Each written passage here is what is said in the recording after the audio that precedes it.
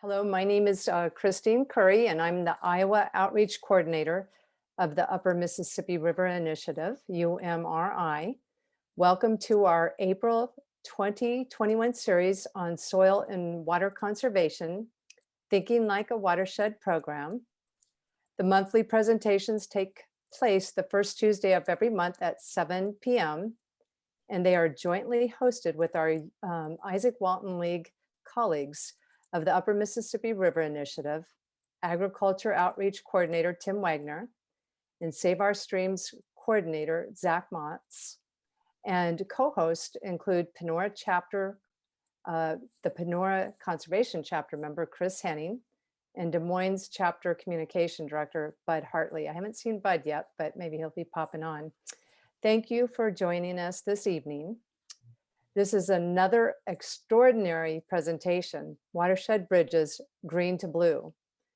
This evening, you will learn more from Vicki Nichols Goldstein, founder of Inland Ocean Coalition, and one of Iowa's leading conservation farmers, Seth Watkins from Pinhook Farm, as they share why improving watershed health benefits critical services from land to sea. Vicki will share her experience and motives why she established the Inland Ocean Coalition and how individuals who live inland from the ocean can advocate to protect it. Seth will be sharing his story about why good agricultural practices not only benefit his farm, but way beyond.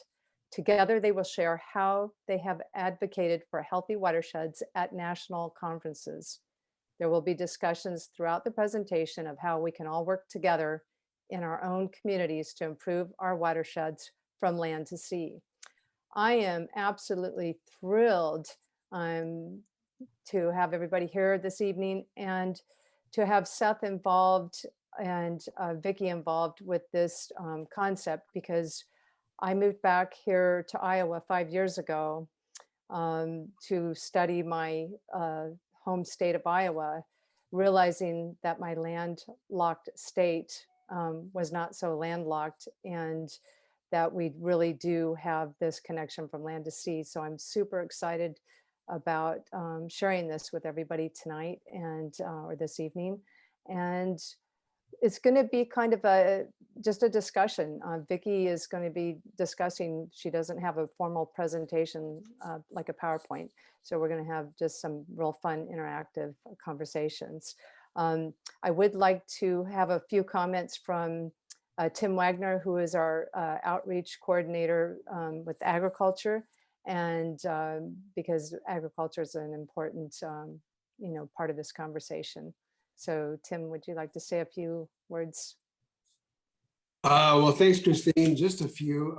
First of all, thank you to Christine for being the chief instigator in this very successful webinar series that has been put together. She's doing a phenomenal job and just really lighting up some great presenters, and it's just been such a treat to be involved with it.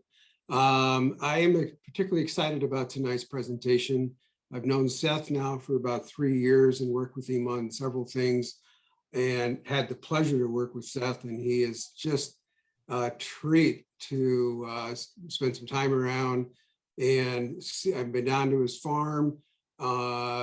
This guy is leading the way when it comes to regenerative agriculture and all these good soil health practices in Iowa.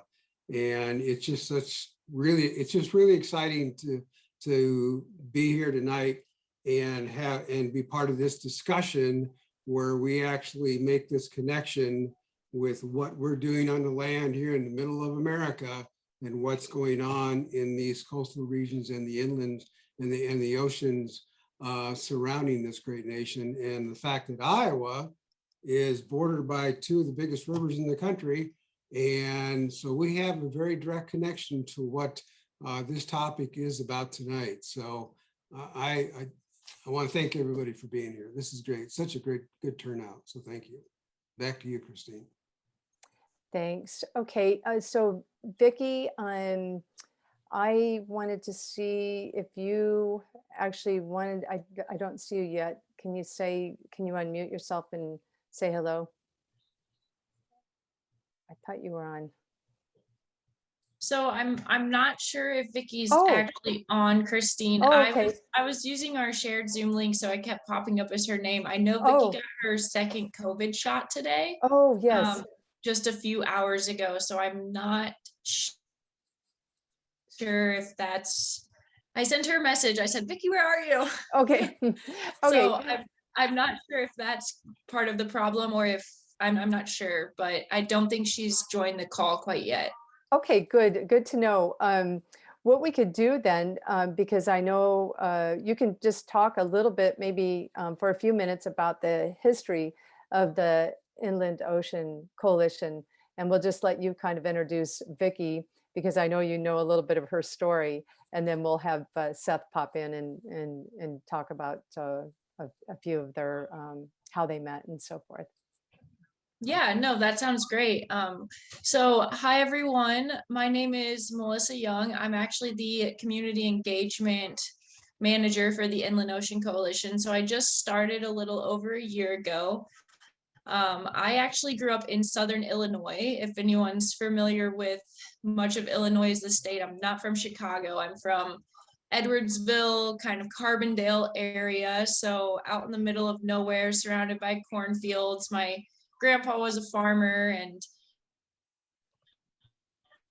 I got into ocean conservation as a young kid for some random reason. I was actually talking to my dad about it today, and he was like, I don't know why you like the ocean. Like, we never did anything with the ocean. There's no reason you should love the ocean like you do. And I'm like, I don't know. But I was working in Hawaii for a while, doing research with monk seals and sea turtles, and I really started to notice this disconnect between communities in landlocked states and their connection to the ocean, and understanding that, you know, things that you do, even if you're surrounded by farmland or cities and you don't see the ocean, it matters. And so I kind of got online and I started looking for jobs, and I actually found the Inland Ocean Coalition. And really our whole main mission is to connect landlocked communities to the ocean by really teaching people how, no matter where you live, you're connected to the ocean through your waterways. So really everything kind of starts inland and ends out at the ocean, and then through our water cycle comes back to us, and it's a circle that helps us all sustain life as we know it. And so Vicki, she grew up on the East Coast actually, and she married her husband, and he became a professor at CU Boulder in Colorado. And so she moved to Colorado, and it was, I believe, one of the first times she's ever really lived inland in her entire life. And she moved there, and there was nothing going on around ocean conservation. And so after some time, she came up with this idea of creating the Inland Ocean Coalition. So this was in 2016, and it actually started a really small group just just in Boulder, Colorado. And same mission as before. I have a dog and a cat in my house that do not get along, so I'm sorry if they go crazy in the background. But so she started with this idea just as the Colorado Ocean Coalition, and really trying to get people in landlocked states to become a part of the ocean conservation movement. And as time went on, we started to find support from other areas around the country, and we've actually expanded since then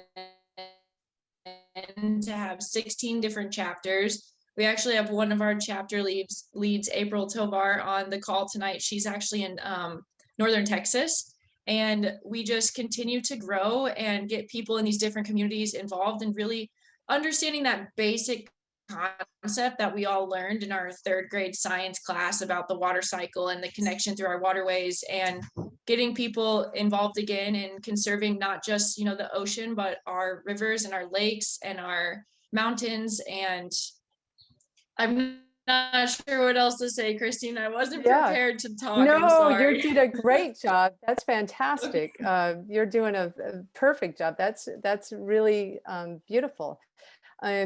So Vicki had a little video that she wanted me to share. It was one that inspired her to look at the inland states of, and this apparently was her inspiration. So I'm going to go ahead and share my screen. So just give me a second and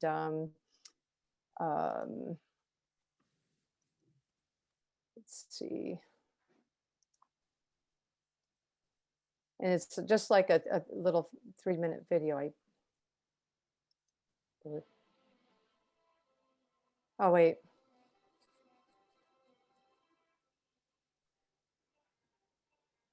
I thought it was only 3 minutes.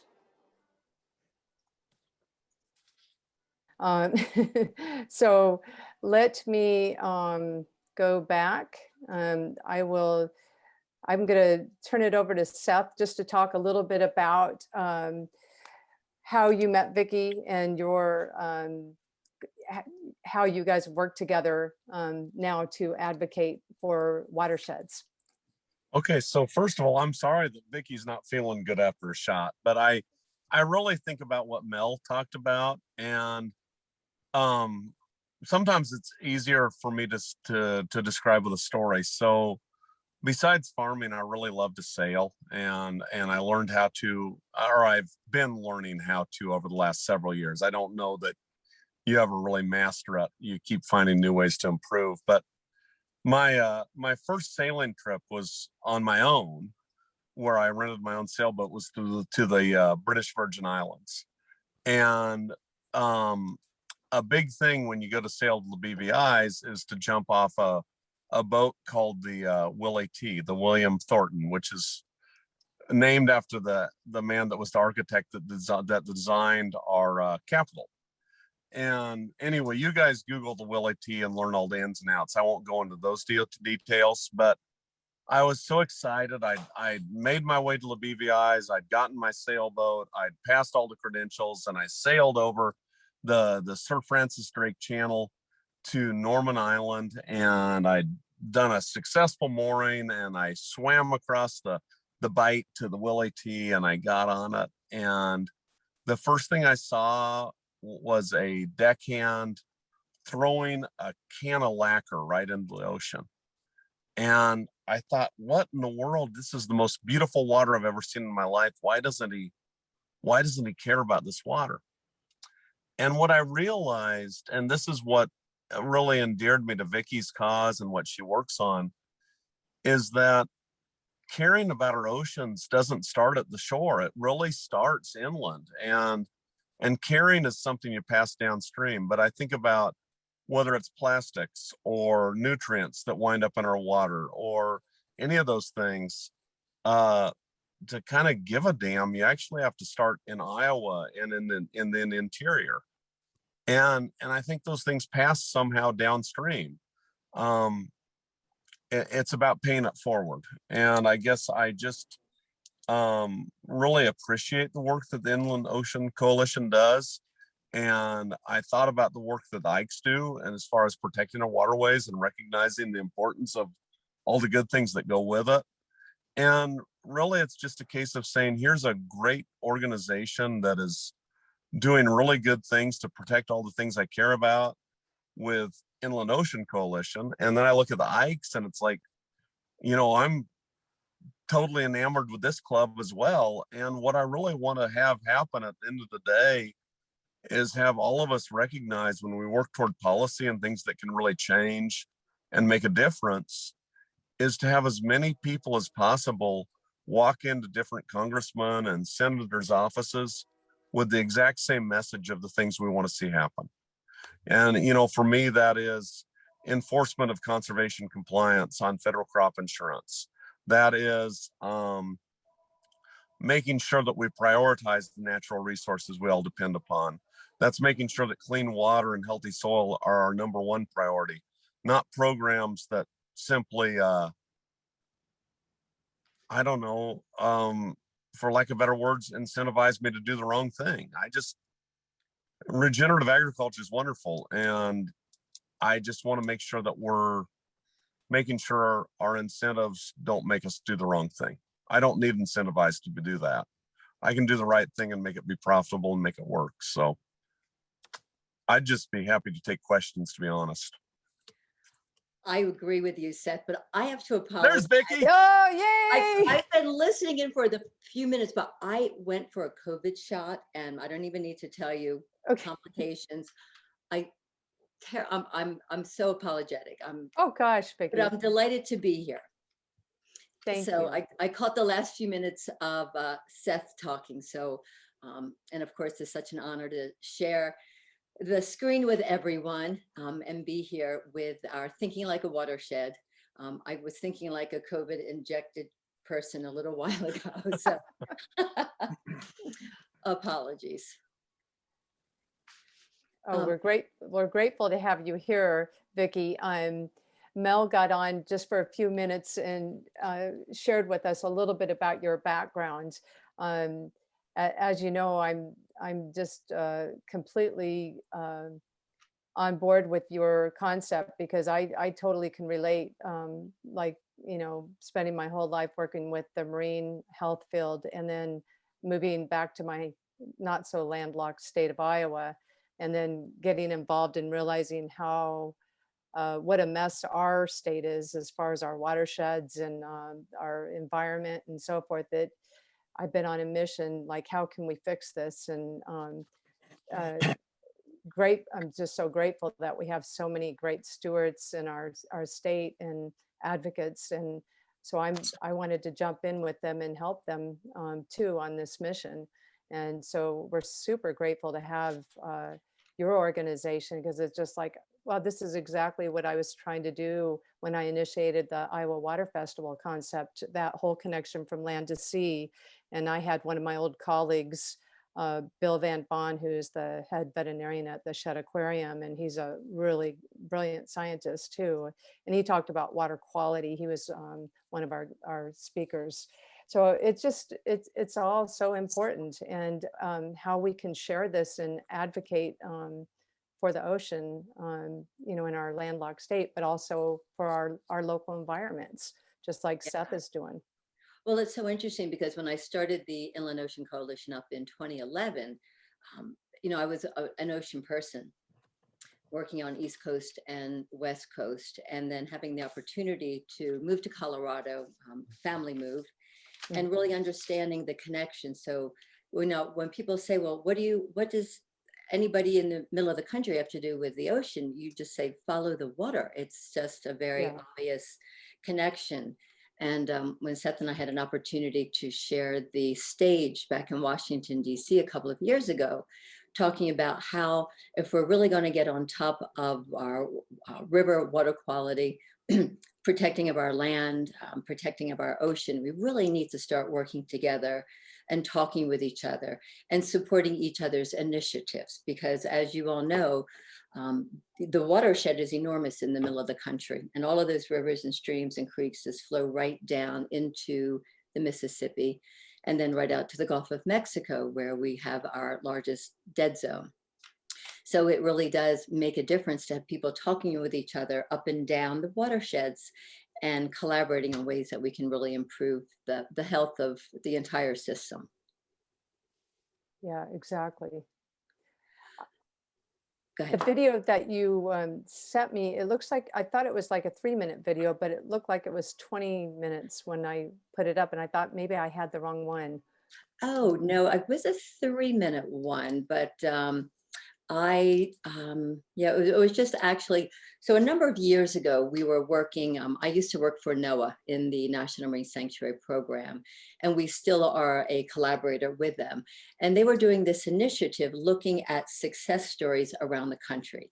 So they did some filming on the West Coast with fishermen initiating marine protected areas in small zones. And it was unusual because the fishermen are often the ones that are impacted when they, you know, when they eliminate fishing in certain areas, but they initiated it because it was a great important habitat area.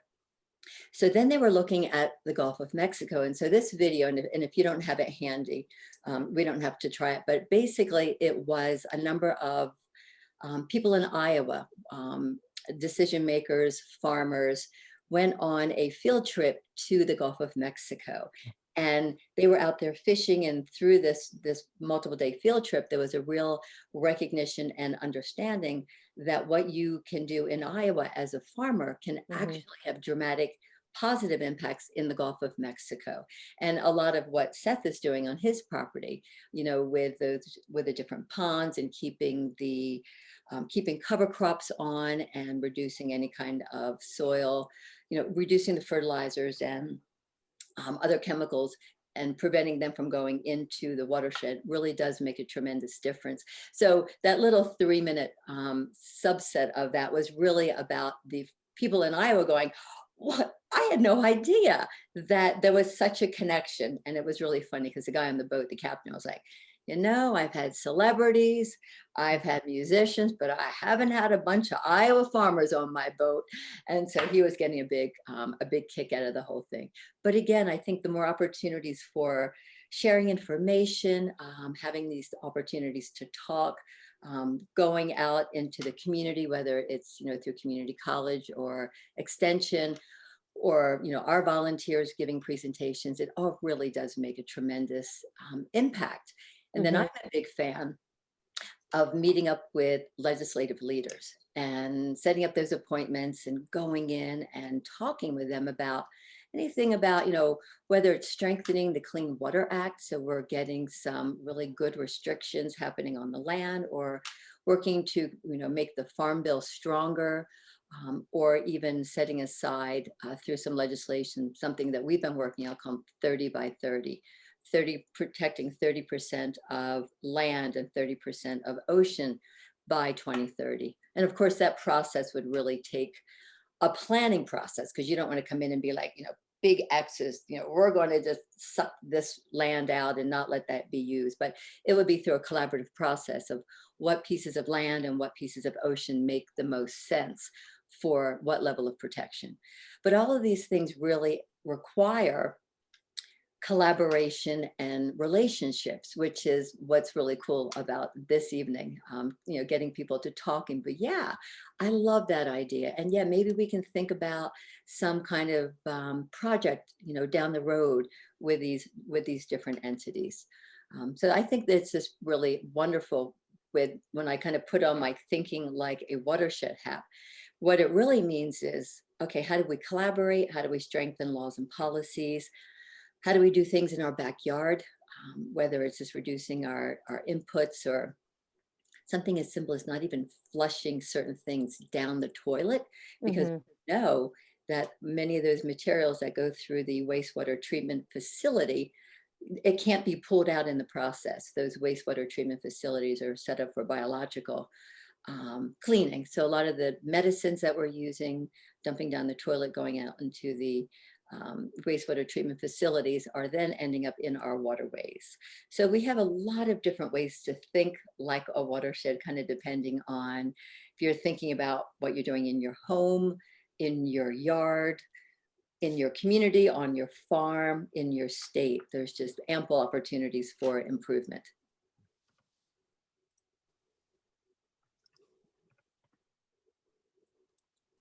That's fantastic.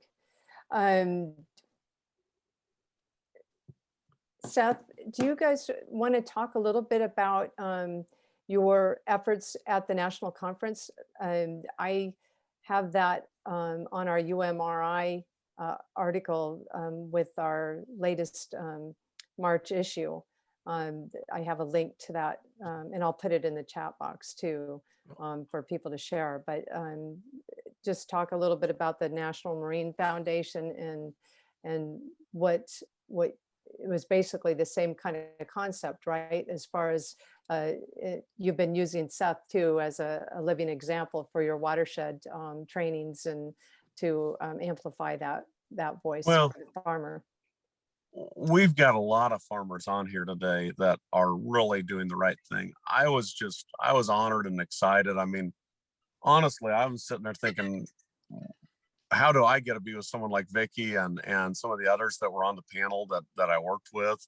That was pretty special. And it's the same issue again. It's just finding I was so excited to find other people that could help me meet this goal of making sure that we have clean water and healthy soil and the things we really need to have a bright future for our kids. And it just meant a lot to me that I was able to go out there. I mean, God, it's probably not the right analogy, but I was a total fish out of water in Washington, D.C. And you just heard Vicki talk. I mean, she's the pro.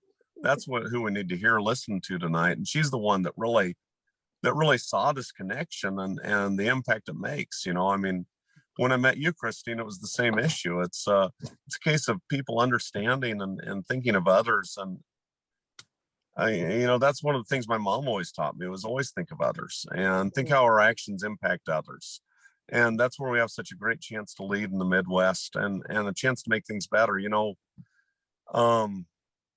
With agriculture, it'd be one thing if we had to do things a certain way, but the reality is when we follow Mother Nature's lead and do these things that regenerate our soil, that protect our water, these things really work. I mean, this isn't rainbows and unicorns. This is stuff that actually makes a big difference for the lives of farmers. And, Christine talked about working with fishermen also, is that case of when we talk about protecting and preserving the 30% of our oceans, 30% of our habitat. These are the things that'll actually make bigger fish by not going into those areas, by letting nature rest, by letting her do her thing. That's where the real impact is. And that's the human nature and the challenge we have to overcome. And that's why I think the work of the Ikes and of Inland Ocean is so important, is it makes all of us take pause and think about what we're really doing. Yeah, and I want to go back to when we spoke in Washington, and I think this is something for everyone on the webinar this evening. Ocean people and the National Marine Sanctuary Foundation, who is kind of the fundraising and friends of the National Marine Sanctuary Program, we are looking for land champions like Seth. So all of you who are on the phone or on the webinar, it would be really nice to actually find out a little bit more about what you're doing, because one of the things that we would like to do as we develop our watershed health program is to highlight people living upstream and what they're doing and how they're making a difference. So I'm hoping that this opportunity just doesn't end, but there's a way that we can stay in touch.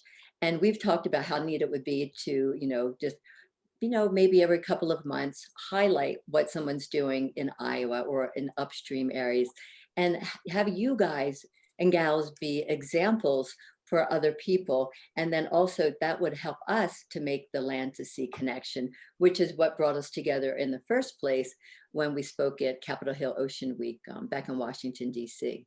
So I would just love to actually ask the participants here if that would be something of interest, or maybe even some of you might want to share some of the things that you're doing. But I'd love to hear a little bit more. I'll expand just a little bit on what Vicki said. I went into our meeting in DC and was only thinking about nitrogen and phosphorus and their impact on the Gulf. And I walked out of there with a whole new appreciation and understanding of plastics and their impact, and also our need for our ocean monuments, national wildlife refuges, all those things that make such a huge impact. So I guess I broadened my horizons as a farmer, but I am indebted for that. Yeah, well, so many people do their things in their own backyard.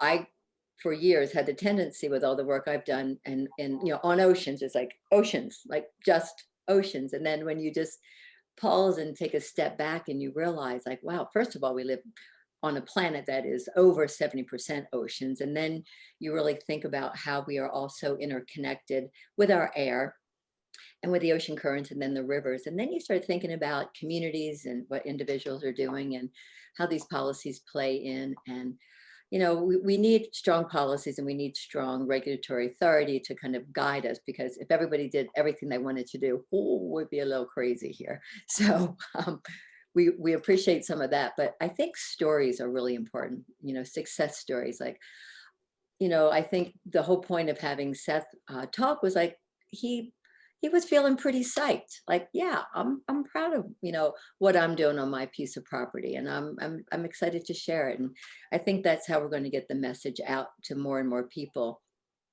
is to find those opportunities to tell a story. And it's funny because a lot of times people be like, my story's so boring. But yet when you share it and you are having other people who don't know your story, people are often like, really? That's really cool. I hadn't thought about that. Or, oh, that would be really neat. So I'm just excited to have everybody here. And I want to be a resource for your stories if anybody's interested. And then it doesn't have to be dramatic and you have to write like a bunch of things, but just opening that up. And again, if anybody wants to even share a little bit now, it'd be kind of cool.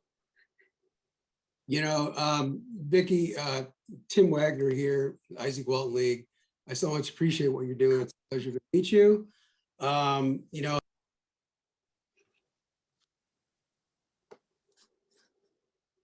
I can't hear you.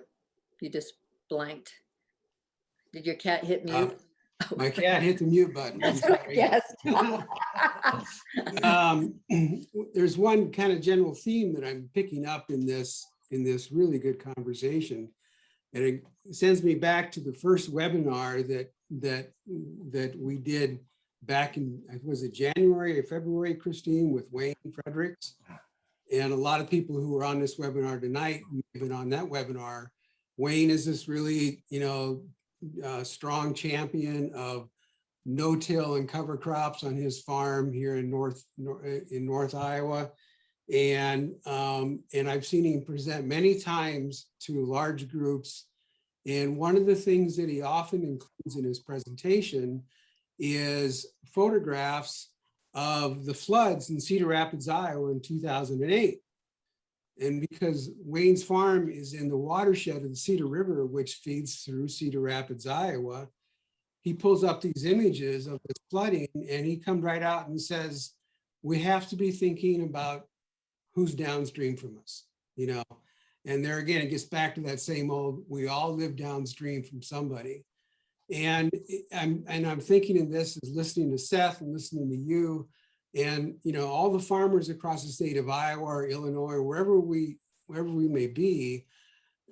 I think that's the common thread, that somehow we have to help people understand that there's so much going on downstream from where we are. We aren't an island. We are not in a place where everything we do just affects us. It affects everybody downstream. And you and what you're doing is just so iconic of that central theme. And yeah, I love the concept of trying to bring more farmers and more stories into this conversation. And if they don't understand it, they will. But certainly to bring those in who do understand this and their stories, because Seth is just a motivator for so many people. And I think there's so much value in that, and that's where it's got to go. I really believe that.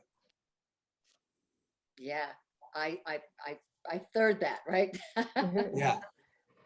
Well, our goal is to make celebrities out of our land stewards and our great farmers. They need to be on billboards throughout the state and recognized. And one of my goals is they ought to be just as popular and as well known as our Cubs players and the Hawk players. Everybody knows every single players of, they know the player's name and all this kind of stuff. To me, if we could get that same enthusiasm for our conservation farmers and stewards and make them celebrities, I think that would be, the best thing that we can do. Yeah, I think we should do a big collaborative fundraising project. Make farmers our heroes, those who really get the land to sea connection and who are doing their part. It's Right, funny. this- I grew up. This is a little off the beaten track, but I grew up, and my grandfather, he was a trapper, he was a hunter, he was a fisherman. He wasn't an official farmer, but we had huge gardens, and he got me inspired to have my first garden when I was about 12. And he always had this belief. He would trap snapping turtles, and we'd put them all in a barrel. And then on harvest day, he chopped the heads off, and we'd play with them with sticks.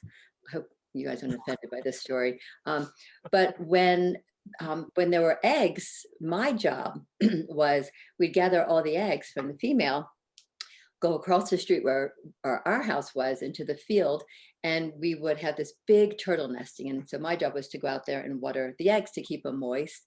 And then we would collect all the little snapping turtles and then take them back down to the ponds where he trapped them. And the idea always was you take from nature and yet you have to give it back.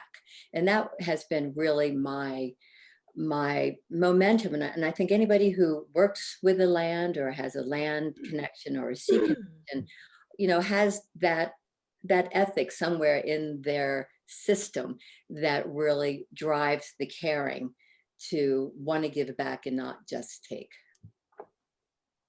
My snapping turtle story. I haven't told that one in a while. Okay, this is That's- Bonnie Haugen. Can you hear me okay? Yes, All right. Bonnie. I'm a grazing dairy farmer, southeastern Minnesota, and I work with Land Stewardship Project on our farm and dairy policy, also the Campaign for Family Farms and Environment. So I'm wondering, have you talked with Campaign for Farms and Family Environment, or Campaign for Farms and Environment? Have you talked with them at all as far as coordinating and pushing some policy? And also, what about, have you talked with Aaron Meyer at Greenland's Blue Waters? Because there's another effort on the Mississippi River, which is certainly could coordinate with this. Let's see. And yes, I think doing the story thing, that really helps to get out to the public. I also think that as far as pushing policy, a couple of things in my opinion. If we could push to have the conservation security program at least not diminished any further, and have that bolstered, have that supported in greater amounts, both in technology and or technical support, and also the financial. That's a really good way to put some dollars into the farmers' pockets and get their attention in more of a hurry. That's one thing that's good. And one of the things that I have said for years, especially when I do my occasional lobbying, is that farming is everybody's bread, butter, and water. Because truly, what we do on our farms affects the water quality and the water quantity. And the more water we can keep up on the hills,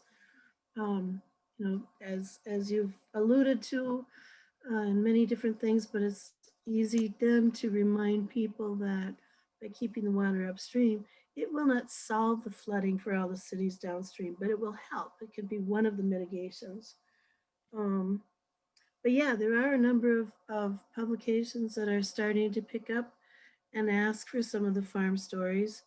The Nation, I just worked a couple months ago with a reporter out of the Star Tribune, and so he is hoping to do some more ag stories. So that could be a good point too. But I agree, getting the stories out and working on a couple of points for us to get together in there. And I think one point that I'm hearing with some of the efforts we want to do is get a moratorium on the CAFOs, get a moratorium on, for instance, nothing more than 1,000 animal units. And we can't break up big ag in a big hurry, but that's really one of the big points that we need to do, is to work on not letting the corporate agriculture get any more muscle. And sometimes, as I can't remember his name right now, mentioned he's a columnist, and he said, I think it's too late to break up the corporate ag as far as their muscle. But maybe what we can do is make sure that policies and legislation bring some dollars of support to the small and the mid-sized farms, so that they've got a better chance at staying on and not being pushed off and dropped off so fast.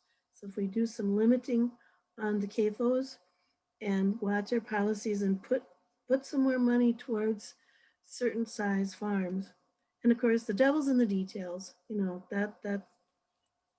That can be, any good effort can be lost by being messed up with the details. But that's the big, You have that's the some big great picture. points there. I really So- appreciate it. Maybe our panelists can look at that kind of thing. We've got some other questions also, and one that kind of fits with that. You get pushback from people who don't embrace regenerative ag and some of your priorities around watershed health, like these people with the CAFOs and so forth. What strategies would you suggest that work when talking with those kind of individuals? Can you help with that, Seth or Vicki? Yeah. I think for me, it's personal, and I think about the things that maybe happened to my kids from farm chemicals, some of those issues that I've talked to other people about. But part of this is just simple economics. We really cannot sustain the farming system we have from the basic fact that the finite resources we're dependent on, fossil fuel, chemicals, synthetic fertilizer, those prices are going up and up and up. And the reason is it's harder and harder to get fossil fuel out of the earth. I don't know where peak oil is, but I know that it costs more to get it out of the ground.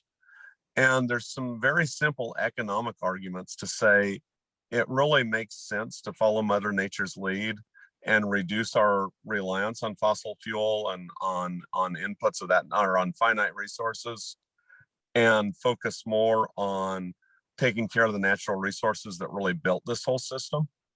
So there's a very simple economic argument to it in the first place. We really cannot continue the way we are.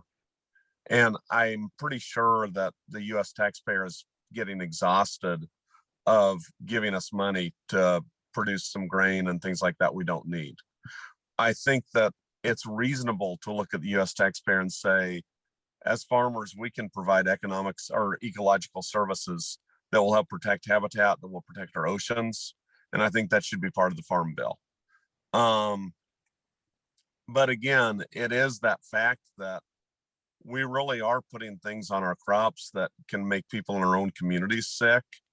And we know that the things we're putting in our crops when they get underwater are impacting the Gulf. There's multiple hypoxic areas. And this is the thing about that I think it's important to keep the people in the oceans involved is so people understand what it's like to look at a sick reef, or to understand what it's like to see your fishing populations go down because of things we're doing here. I think that collaboration is just really essential. And then again, I know I'm a tree hugger. I get that, people can judge me up or down, however it goes, but this is just basic economics. It doesn't make sense to keep doing what we're doing. So Yeah. Seth, we talked the other day about how fast the water gets to Des Moines and how, from where I am, 60 miles away, but by the river about 80, but 3 days when I have a flood, it gets to Des Moines.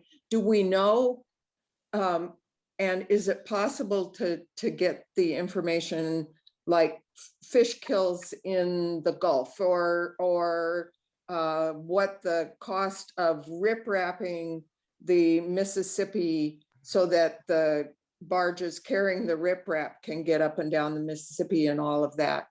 That's Know what those numbers are, or do they make sense to Iowans, I guess? Well, really they should make sense to Iowans. So a couple of things that come to mind. One is you're talking about sedimentation. So when we think about the Mississippi locks and dams and the amount of sediment that's built up on them, that entire infrastructure has needed to be rebuilt for a generation.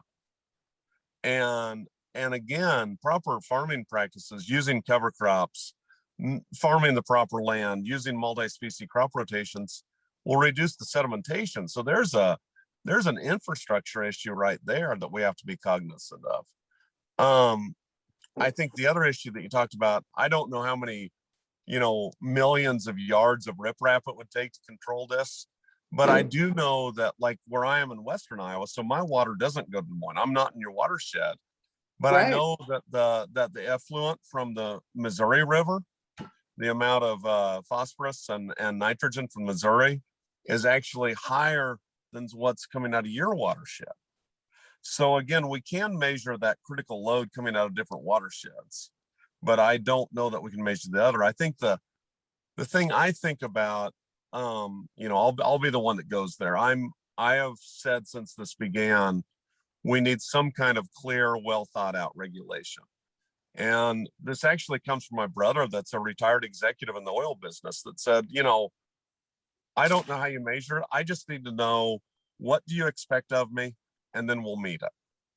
So when I think about this load, if the load of nitrogen and phosphorus coming through the Missouri River, my share of the watershed, is too high, that means we have to get our act together. If the load coming out of the Raccoon, if the load coming out of the Des Moines, if that's too high, that, you know, I have to be careful, because we've got a pro online. I mean, we got Neil here listening, and he knows more about this than any of us do. But it seems to me that if the oil business can figure out regulation that they follow and respect, I mean, I've watched my brother literally throw like a little inflatable raft underneath his pickup when we're checking wells, in case any fuel dropped out of the nozzle while he was filling this tank of his pickup. And that's pretty respectful and thorough regulation. That's very respectful. You know, no one likes to hear this from me, but I actually learned a lot of the regenerative practices with livestock from seeing the Koch brothers ranch, the Matador. I mean, they follow compliance to the T, good, bad, or indifferent on the other stuff, but compliance works if we enforce it. Right. I wanted to just jump in and mention something that we're working on. So, you know, the ocean, it's funny that, you know, it used to be like the ocean, if you didn't live on the ocean. Like when I started this up, I'd get snickers like, what are you talking about, inland ocean? Like, that is so irrelevant. Like, you're 1,000 miles from the ocean. What does that have to do with your life? And so now people are starting to get it, like, we're all connected. So one of the things that we've been working on that we're super excited about is this Ocean-Based Climate Solutions Act. And it's coming out, and I think now we've got a sponsor coming in, or we have some sponsors in the House. We're working on the Senate, but there's a whole number of issues around that. But one of the things that I think relates to this conversation, or two things, there is a huge component of this act which basically says we need to get off of fossil fuels and transition onto offshore oil, wind, solar, looking at other opportunities to just push fossil fuels away, and then all of the problems with fossil fuels and climate and flooding and fires, and you guys know, all those connections. And then there's another component, which is, and this is a number which I love, invest in at least 10 billion in coastal and estuarine and river restoration programs to promote resilient coast and wetlands and riverine environments, which is basically what you're talking about for the Mississippi. And yes, you do need riprap and you do need concrete, but we also are trying to look at the opportunity for living shorelines, like restoring grasses, restoring seagrass beds or native grasses that would help keep the soil in, similar to what you guys are talking about further up the watershed. So it's exciting because I think we're going to have some opportunities for all of us to collaborate. And you might be like, well, I'm up in Mississippi, or not, Mississippi, Iowa or Illinois or wherever. But some of this new legislation coming out, this is perfect opportunities for the farming communities and the coastal and ocean communities to get together and say, we support these initiatives. These are going to really save the nation money because it's going into jobs, blue jobs, but it will also work on saving the land and reducing all these climate impacts. So I see another opportunity for us to collaborate and team up on. I mean, it could be something as simple as like you guys signing a letter that we submit saying, these are important things to us as farmers, as people who care about the ocean, people who care about the wetlands, whatever the case. But I'm just excited that this dialogue is happening. It's just really cool for me. And I think That's, for a lot of you. I just wanted to say real quick, Chris is going to coordinate some of the questions because we've got a couple people. Frederick's waiting for hands up there. We'll be right with you, Frederick. I just wanted to let you know it's about 5 minutes till 8. As usual, we get real enthusiastic and we're fine. I'm fine staying on a little bit longer for a few more questions and dialogue. If Vicki and Seth are good, or I owe anybody you. else? I will be here for as long as Okay. Oh, sweet. Okay. Well, so whoever would like to stay on, we'll go just a little bit after 8, and it's fine because we do that every time. We usually end up staying another half hour, and people still want to talk. So we're fine going on. I just wanted to give everybody heads up. Okay, Chris Henning, take it away with the questions. All right, first of all, I don't know if he's gone already, but Mike Delaney had quite a lengthy one. I talked about the riprap part of it. And he's given us a note that he's getting kicked out of the Ike's Bar. Okay. Are you still there, Mike Delaney, so that you can ask your question before you leave? Maybe not. Okay, he may pop Maybe on back at home, knowing him. Knowing him, he will be back. I think it was Al Frederick is next up with a question, and maybe you have to unmute him, or No, I don't unmute myself. I think I'm unmuted now. Yeah, okay, great, Frederick. Yeah. Hello, so I'm Frederick. So I live in Carmen City, Colorado. So I live close to Vicki, near Boulder, Colorado. And I learned about your organization. Well, I'm originally from South Florida, from Hollywood, Florida, near Fort Lauderdale. So I learned about your organization from the Sustainable Ocean Alliance. They had like a call today, and we was talking about, some of, the initiatives that we could take here in, the Denver, Colorado, or the Midwest, in the Rocky Mountain region. So my question for you is like, what are some of the technological things that firms or organizations could do here in the Rocky Mountain region to like probably monitor watersheds or, provide more guidance or aid for the Ocean Alliance or Ocean Group, wherever in the middle of the country? Yeah, well, there's a lot of things that we could do. So like on a municipal level, for example, making sure that our wastewater treatment facilities are tip top, because again, what goes into our wastewater treatment facilities basically comes back out, minus the poop and the pee. So a lot of the other elements that we're talking about, whether it's medicines or hormones, are going into our watershed. So really improving wastewater treatment facilities. Also, right now, in many cases, we are using ridiculous amounts of water just for spraying, and we're not really paying attention to how much water does that crop, or how much water does that golf course, or all those lawns. So really being much more aware of our water use and utilizing different technologies. One is something that comes to mind is DiviRod. It's a new company. I'm on their board, and it's actually a very sensitive water monitoring program. And we're trying to get that put out to municipalities so they're not wasting water in that capacity. So just understanding how water flows, how much we need, understanding the water quality, and then certainly supporting organizations who are trying to get people involved and engaged, just teaming up with companies that are working with nonprofits. So we're sharing that information, kind of like what we're doing tonight. Okay, so would you know like any organization like in the Rocky Mountain region that's doing ocean acidification from like maybe some of the watersheds that's going into the, maybe Pacific or Gulf of Mexico? Yeah, we actually we are working a little bit on ocean acidification. There is the Coastal and Ocean Acidification and Threats Research Act, called COAST, that's been presented in the House.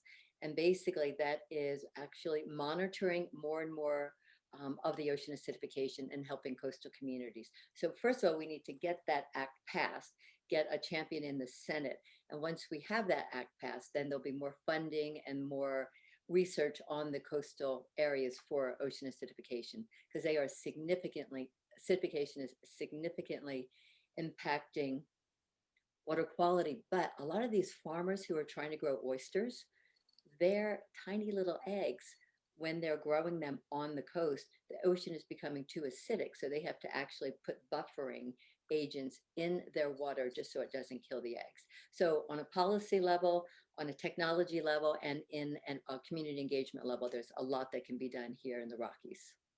So like, so what are the impacts from us, like here, like from, you know, the metro area, from the Denver metro area, to maybe the Pacific? Like, is it some of maybe our wastewater treatment, or is it like chemical plants, or like what is the driving force, you know, for that acidification? Oh, the ocean acidification basically is a result of us burning fossil fuel into the atmosphere. And then when that 30% of that is absorbed through forest, about 30% is absorbed through land, and the rest is absorbed in the ocean. And when that goes into the ocean, it actually changes the chemistry of the ocean, and it makes it more acidic. And it takes the little calcium ions, kind of reduces that. And so it changes the pH, and the oysters and the mussels and all of those little animals who need those calcium ions, if they're reduced, it impacts how they grow and live. So that is kind of a down and dirty ocean acidification 101. I might expand just a little on that. This is the connection to the Farm Bill.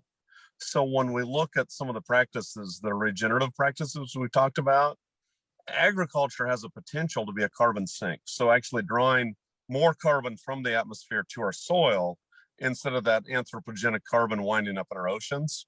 And this is the connection on agriculture to that. Proper farming practices can actually make a major impact on ocean acidification.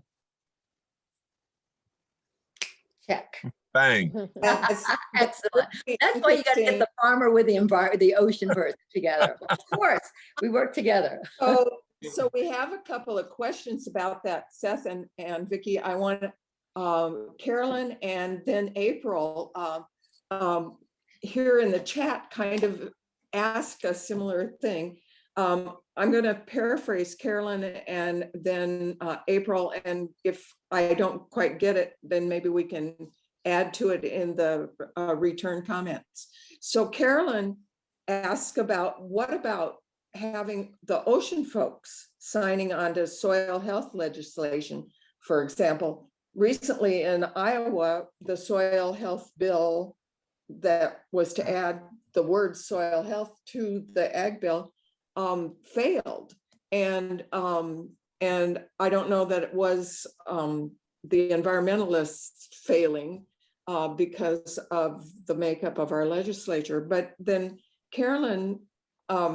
April says she's with the Inland Ocean Coalition North Texas chapter, and she's interested in learning more about soil health legislation. And does Carolyn, Seth, do we have information that we can add about that soil health legislation, and how do we get help from afar to convince Iowa legislature that soil health is an issue? How do we get the legislature, which seems to be anti-environmental, anti-smart, anti-common sense even? I'm sorry, you might guess which side I'm on. How do we get that information out to people who can help us or support us from even outside of our own districts? And is that kind of what you had, April and Carolyn? Is that kind of the question? Caroline just put another comment in the chat box, but April has her hand up, so I don't know if you want to let her talk. Yeah, I guess it has to do with soil, and so it might be a question for Seth. But yeah, I did want more information on like soil health, and if there is, any bills that I could help out with here in Texas. And also a friend of mine, he's actually going to be helping us with our Watershed health program that we're building, because he does all of this healthy soil stuff for his garden, and he's got great examples like worm castings and all that stuff. But so I just wanted more information on how I could help in any way. But my question for Seth is, with your farm, you do the rotation so you can let nature recover. Is that something that you try to explain to other farmers? Because eventually won't that soil be dead and won't be able to be reused again in the future for them to regrow crops and so forth? It might be several years, but eventually, you wouldn't be able to use that same soil or pasture, again in the future for your crops. Go ahead, Seth. Yeah, I'll try to answer that in two ways. One, there's a lot of human nature behind how we farm. Unfortunately, for a long time we thought that land was an inexhaustible resource, and if your land was worn out, you went and found more land. You can even find documents from like George Washington and Thomas Jefferson talking about cover crops and multi-species crop rotations. But the attitude was, we've got the whole expansion of the West to settle. So a lot of your question has to do with overcoming some of our human nature and understanding the problem. But going back to the other question about legislation, I think this is what's neat. We've got people from clear across the United States talking to us right now about what we can do and the potential we have. And I guess I'll lay my cards on the table a little bit. It was 2 Senate seats in the state of Georgia that have made a huge difference in the potential we have in the next 4 years right now. So when we get on board with what we're doing, it's understanding that we might not always win all these battles, but it's staying the course. It's just, I call it the grind. I grew up in a little town that we played high school football and no one passed. You had to just move the ball down the field, just, 3 or 4 yards at a time and get the tar knocked out of you. But at the end of the day, if you were tough enough, you'd persevere.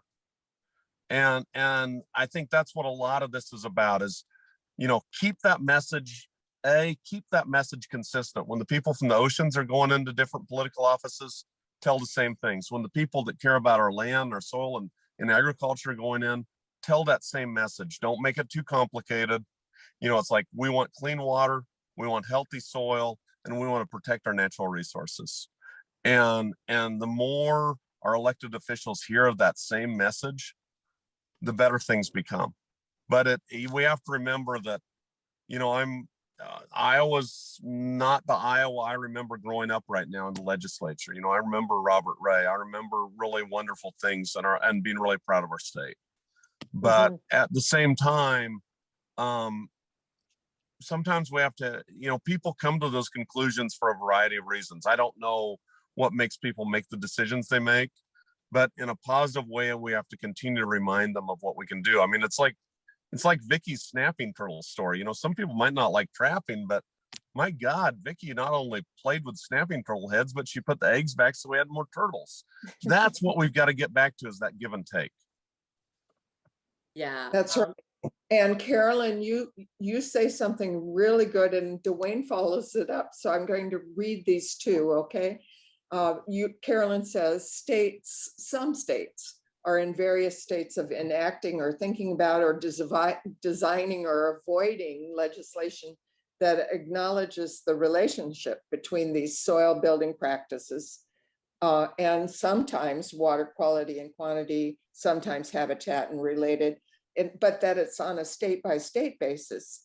And Dwayne's comment gives me hope, just like what Seth says gives me hope, that we in Iowa are seeing our Representative Axney and Tom Vilsack, who was our governor.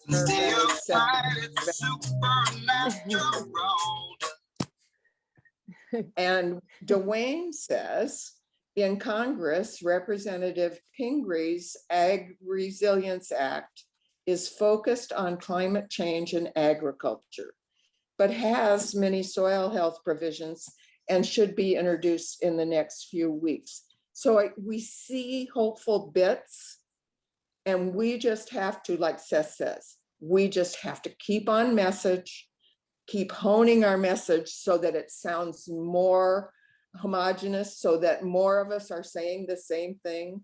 and continuing to do some of the good things and say some of the good things and keep reaching out and keep supporting and raising up, and Christine's best word, amplifying our messages.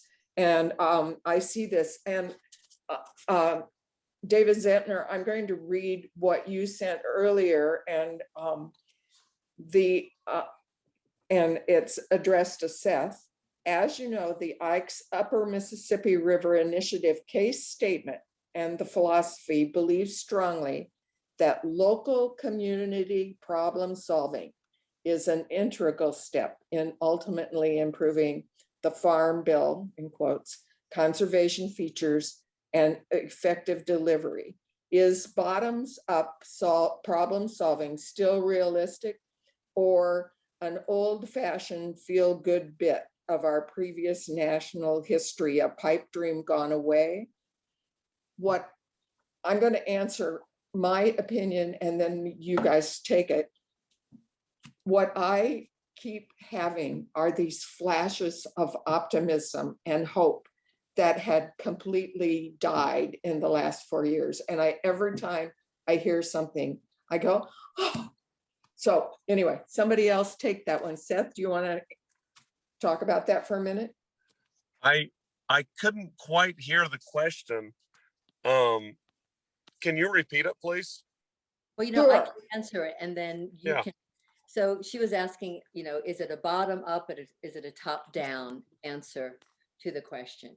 And I just did an interview with a professor at Stanford University, because I also run a podcast with a colleague, and we were talking about marine protected areas. And he said it is absolutely critical that we take it from both, because it's the people on the ground who are making the changes in their communities, in their regions. And if we only do a top down, those people are not actually implementing. And if we don't work with the legislators, all of those people that are doing all the work on the ground aren't going to be supported by proper legislation. So I have to say, I agree with the optimism that you are feeling, that it really does matter what you do in your backyard on the ground, just as much as it does when you go into the halls of Congress or go to your state legislator. So it all has to be incorporated. And I will sign on to that, that ag bill. Someone said, will you sign on to it, the soils bill? I'd be thrilled to. So would be happy to collaborate on signing on and speaking with a unified voice for these topics. David Collins, I see your hand, but I've got to add this from Tim and then take a piece from Seth about this bottoms up down, whether there's hope or not. Tim Wagner tells us that the soil health bill in Iowa is dead for this year's session, but it'll be back next year. And he says something really powerful. Can you imagine the power of a Des Moines Register front page photo? How about Art Cullen, our friend from Storm Lake, front page photo of some folks from the Gulf down at the Iowa Capitol talking about the impacts to the Gulf from what goes on in Iowa? Now, wouldn't that be powerful? Okay, so yes, Tim, that's a fabulous image. Let's make it happen. And Cornelia, so much to do and so much related, and we are getting to 8:15, Christine. David Collins, do you have something to add here? Do you want us to unmute yourself and ask your question?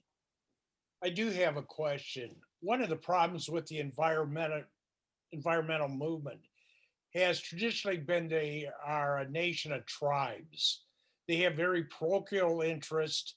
The fishermen want more trout, bird hunters want more birds. And we end up treating symptoms rather than causes. And it seems to me if all these environmental groups could come together and have a higher view of what ecological lift is, we could have more of an impact. And I was wondering if people could comment on that. Sure. Seth, you go I ahead. think that's what this is about is really sitting down and saying we have a lot of common ground.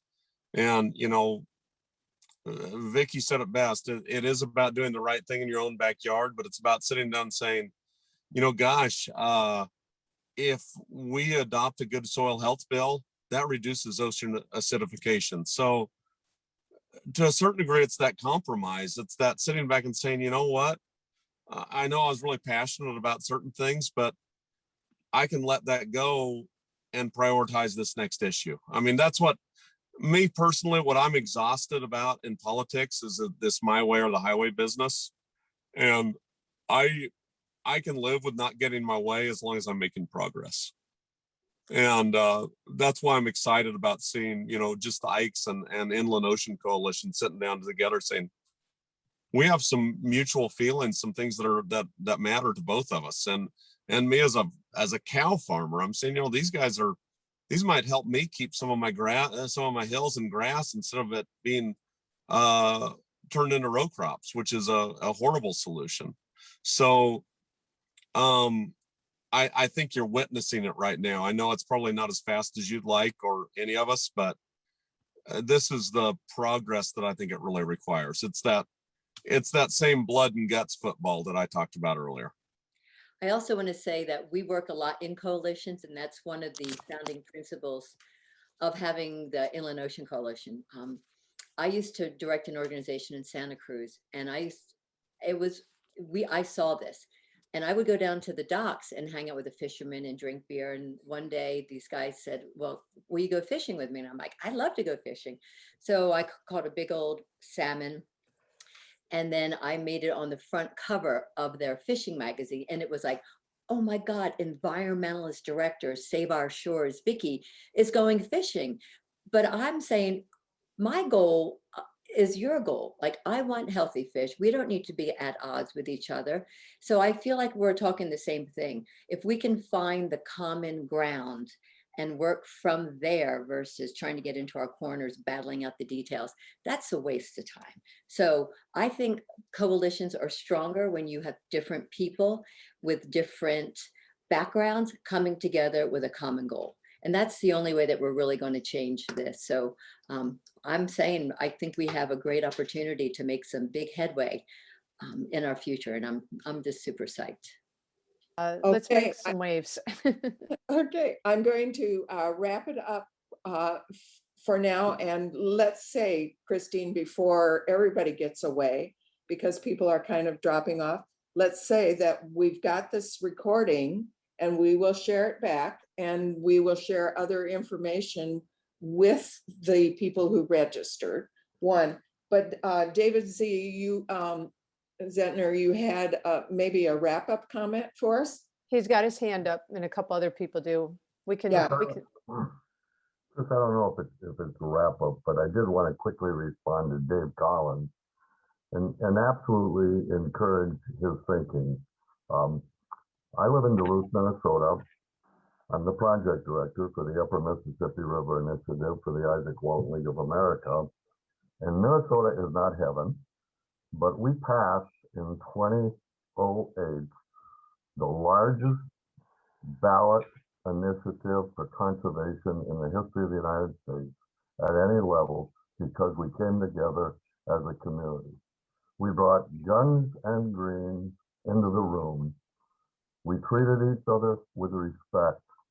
And we made mistakes along the way. We came to some crooks in the road.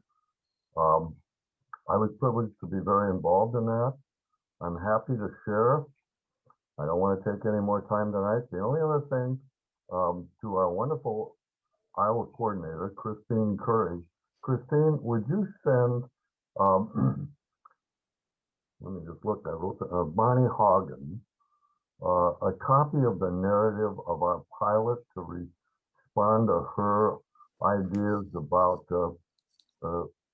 social loneliness. Seth touched on that a little bit, the pushback by being different in ag land and the need for technical support and share that with her. It might help her. Thanks everybody for being here tonight. This was a great evening. Oh, thank you, David Zentner. I just want to share with everybody, there's a lot of good people on this planet, and here David is retired and he's working like 40, 50 hours a week on this project because it's part of his heart and soul. And so grateful for other people like Z, as we call him, and the other people that are, like-minded and helping out with these projects. It's amazing. So thanks, Z, for all your efforts.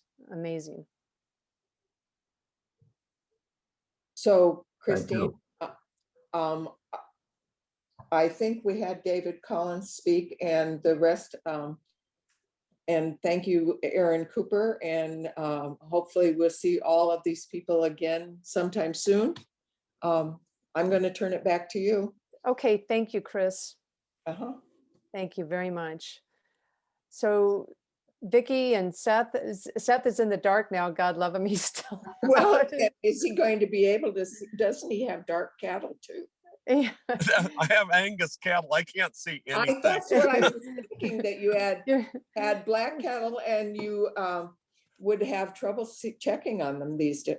Well, he's gonna probably start his vehicle and turn on some lights here after we're all done. Thank you so much, Vicki, and it certainly looks like we have to spend a lot of time and figure out how we can collaborate and just push everything forward.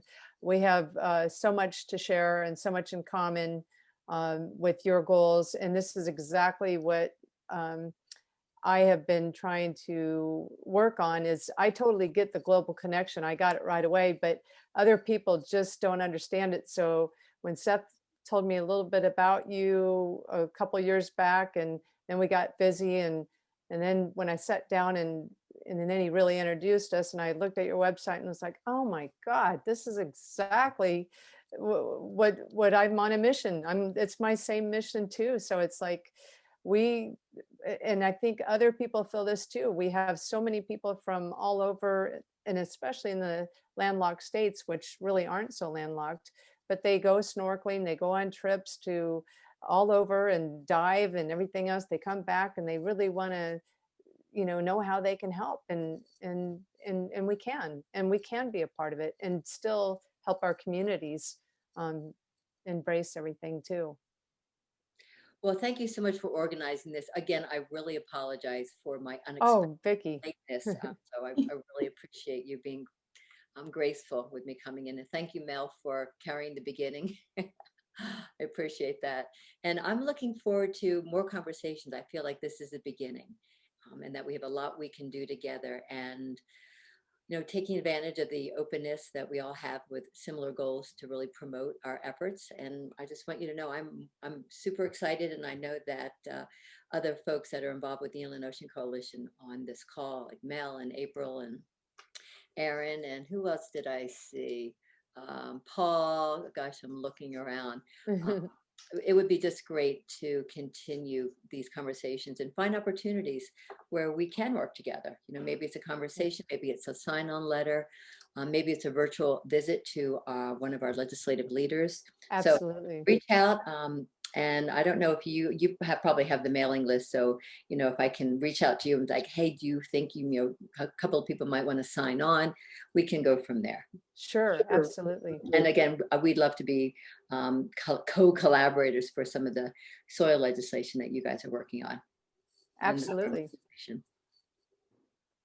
Tim and Dwayne are working on that soil health bill at the level at the national level. So I think that would be great. And Seth is on there too.